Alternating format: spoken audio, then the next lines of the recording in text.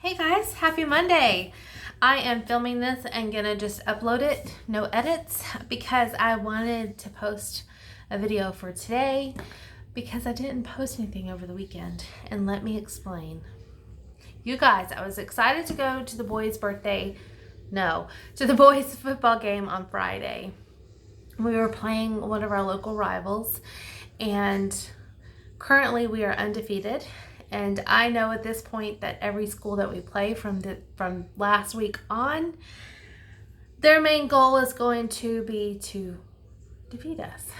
But they ended up winning that game. Just heads up.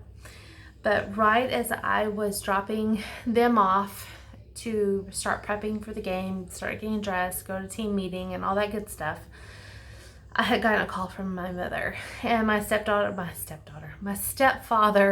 was not doing very well. For the record, I don't have a stepdaughter. I've only been married once, and I'm still married to the same person, and we share children. We've birthed them together, so there are no stepchildren in this house. I am the stepchild. Anyway, this shows you my mind is tired, so tonight is going to be an early bedtime, some reading, some planning, some prepping. Anyway, back to the point. So, I got a phone call from my mother. My stepdad was not doing so well. She needed me to come down, so I went down. Text the boys, let them know, hey, there's been something come up. I need to go help me, and I won't be at the game. But as soon as I walked into my stepdad's room, I realized this is not good. This is not good. He needs to be in a hospital, not at home. And the response I first got was, well, we have everything here, and he went to the doctor Monday, and it's just, but I know from experience of seeing what death looks like before death happens, that I definitely needed to step in and put my big girl panties on and be a little bolder in my life than I have ever been when facing decisions like that and going against my parents. So I let my mother know that either she would call 911 or I would, because he needed help, and he needed help more than I knew I could give and more than I knew she could give. Sure enough, he gets to the hospital and he's admitted to ICU. His blood saturation level was very low. It was at 82%, which is detrimental. At 80%, you began to have organ failure. So it was very crucial that he was where he was at that very moment.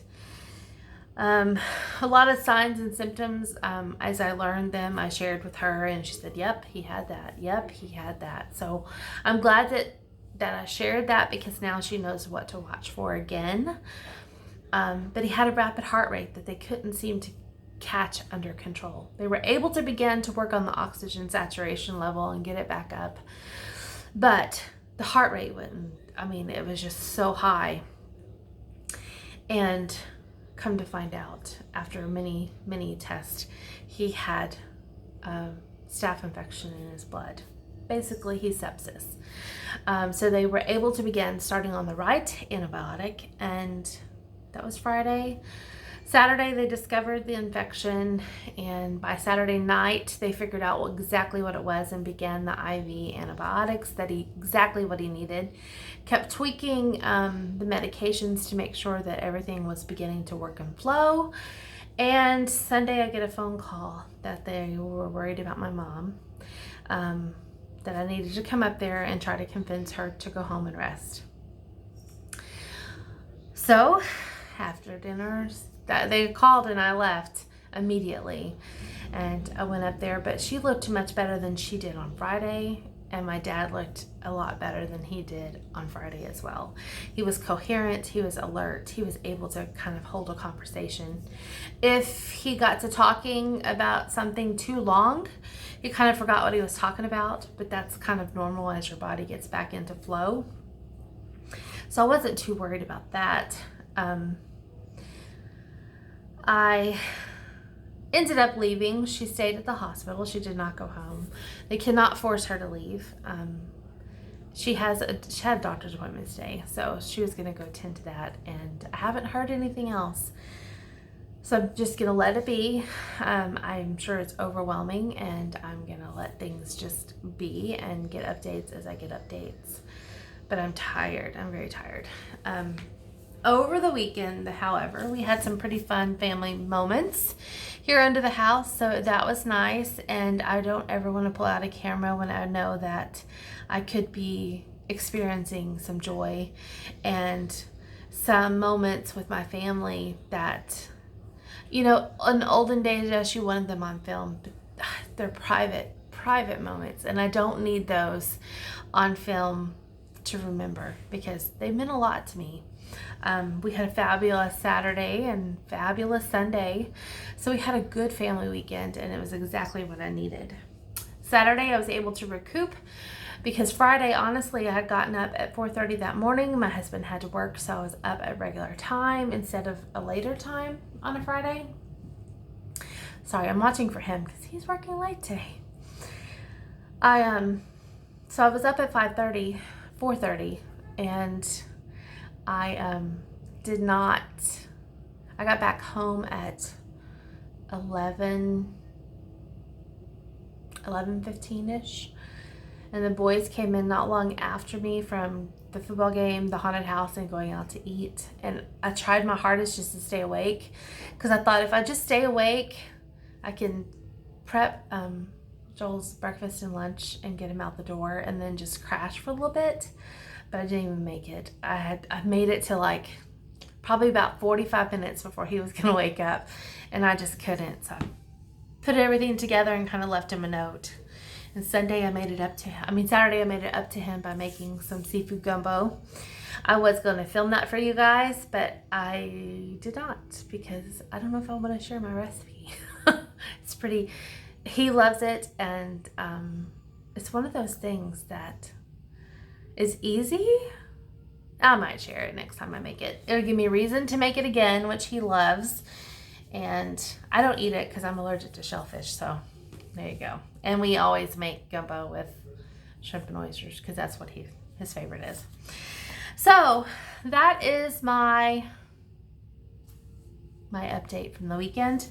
But I did want to share something in this simple abundance, and then I'm only going to read a sentence from today's little line because I wanted to share something else on it. And really, this has been in my head all day. It's so funny how this thing works. It's just crazy. It's like I could have something on my heart and something I'm working on in my life, and bam, it's usually somewhere in this book. So maybe it's just a universal thing. But on October 28th, it's talking about financial security, which if you guys know, you might not because I don't share a lot on that journey. I have been working really hard the last few years for financial security where I don't have to worry about a whole lot. And honestly, if you would have watched my grocery hauls back in 2015, they are tremendously different than they are now. I don't really have a budget right now. But the sentence is a little bit added to what you have already got gives you a little bit more. And that was P.G. Wodehouse, however you want to say that. This is the sentence I'm going to share because it is amazing. Financial security starts when we accept as our truth that money is a state of mind and that abundance is a state of belief. A lot of us don't understand that when we say we want to be financially free, we want to be financially abundant. For some, being financially free means completely out of debt, but no extra. Nobody remembers to put that extra in. And it's tough. It really is. I have been working on a lot of positive affirmations when it comes to money. And one of my biggest for the last few years is everything I have, I already have. Everything I want, I already have. Just as a reminder that I don't really need anything else. I don't need to add to that. But my biggest truth that I speak often is all of my needs, wants, and desires are met instantaneously and abundantly above every expectation, beyond my wildest dreams. I do not say it every day. I wish I did. I'm working on putting in positive affirmations every single day and making it a practice that I actually practice every single day. I'm really wanting to dig into that, and that is a habit of self-care that I'm wanting to imply into my life. And I think that is going to be something I focus on a whole lot in 2020. You will hear more about that very soon. But I know many people on YouTube from various realms. Some who, like me, don't really have a budget.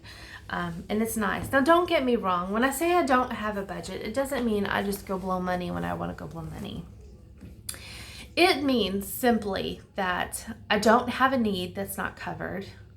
And a lot of times, those little wants and desires, I will weed through those and decide whether I want to purchase them or not. Do I go extravagant? Not really, because that's not my personality. I'm a pretty simple girl. As you can tell from this pile of shoes that's bothering me back here, I need to get a shelf for those.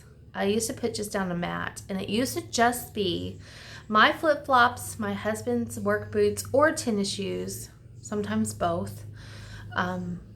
And then the boys would just put their shoes in their room. But it becomes a shoe clutter, a shoe catcher. So I really kind of need to work on my entryway. That's another plan for 2020. Anyway, I don't go out and just spend money to spend money. I don't wear expensive clothes because to me they're just clothes. Styles come and go, trends come and go, and I don't want a lot of clothes that I may not wear the next year in that season. I pick up a couple things to add to my collection of what I have, and I try to keep a very basic wardrobe, especially like for work. And that's where I tend to kind of indulge a little bit maybe, but only in tops. I have 3 pair of the same work pants, if not 4, and then a couple other pair that I will wear as well. But finding that kind of cuts back on your budget a whole lot when you know what you like. But I challenge you, if you are struggling, if you're really struggling financially, to begin to work on the words that you say out of your mouth, the words that you think, and the words that you share even in private, because our words impact our life. It's like you're driving up to a drive-thru to order dinner, and the words that you speak for the day, you're ordering your day right then. And so when you drive up to the window, your day is handed to you. It's too late to make another exception because you already paid for it and it's already been ordered. So you're kind of stuck with what you order. So watch those words and watch what you're ordering for your day. Start ordering a financially abundant day. Start ordering a joyful day. Start ordering a day that shows you so many blessings in your life that you are just overwhelmed with gratitude. Because once you do, you are going to make the best decision of your life, and your life is going to show it. Not only for you, but for other people. Thanks for hanging out with me today. I guess you can say we had another little motivational Monday, because that's what I love the most on Mondays. Appreciate you. Thank you for hanging out with me. See you tomorrow. I have a couple of fun little videos coming up to finish Vlogtober out. I need to vlog at least once or twice this week. What do you want to see when I vlog? Tell me. Do you want to see more cleaning? Do you want to see something I'm doing at work, even though it's kind of hard to do, I guess? Do you want to see what? Tell me. I want to know.